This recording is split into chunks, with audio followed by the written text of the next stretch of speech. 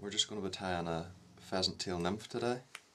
It was originally designed by Frank Sawyer and originally tied with copper wire instead of thread.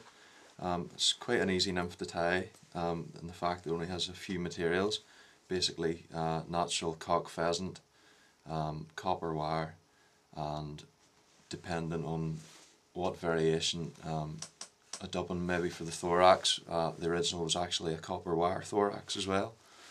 So in the vise we've just put a size 12 Camazin B175, sorry, B170. We're going to start the tying silk just at there, the hook, cross it in and put a layer of thread just down to the bend.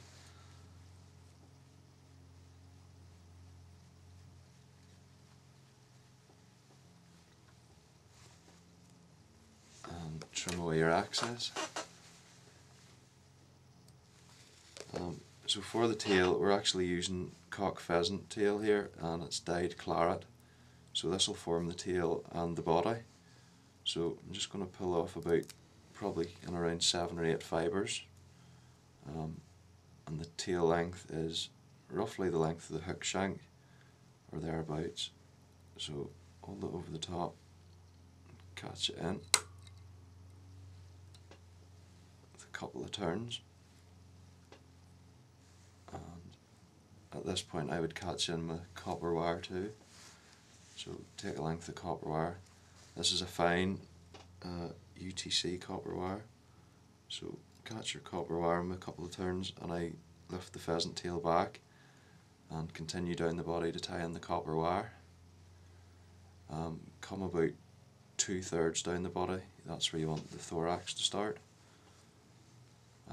Again, this is quite an important bit. The pheasant tail is quite a delicate fibre, so what I want to do is wind the pheasant tail one direction and the copper wire the other direction to protect it. So I'm going to counterwind it. So I'm going to wrap the pheasant tail fibres towards me, say up about 2/3 of the way, and take 2 or 3 locking turns over the top. Make sure it's well secured in, and then we're going to run the copper wire down in even turns in the opposite direction, so wind it away from you, probably in around 4 turns, and tie it off just in front of your pheasant tail.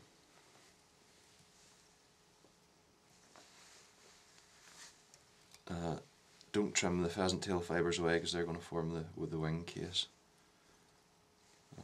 So just cut away your waste piece of copper wire. And you can make the thorax whatever you want really on it. I'm going to make a nice fiery brown sparkling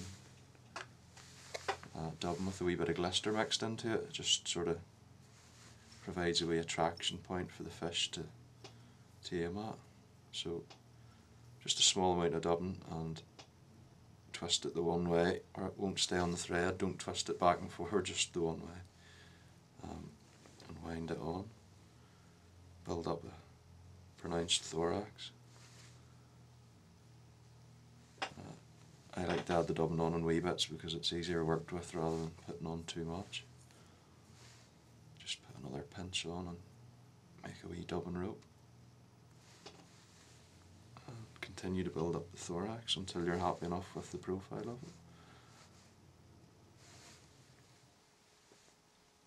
Looking at this, probably about right there. A couple of turns at the head just to form a base to bring the pheasant tail onto for the thorax cover.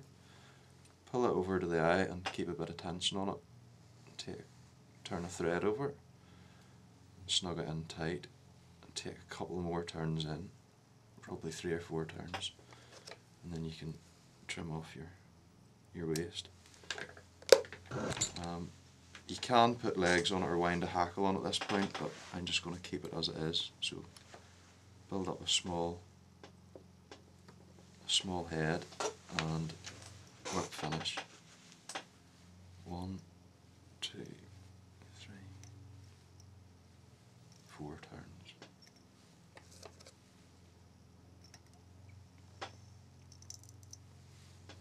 And it's a general representation of can represent several different things in the water, so it's quite a good pattern to start with if you're not sure what the fish are taking.